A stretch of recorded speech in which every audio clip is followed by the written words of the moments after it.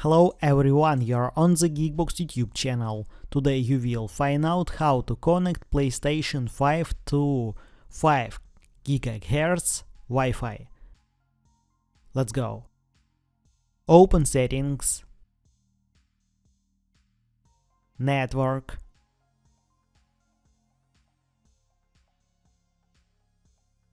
Settings,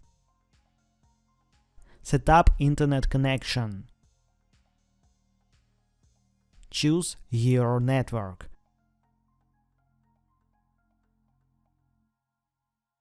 Options. Wi-Fi frequency bands. Choose 5 GHz only. Done.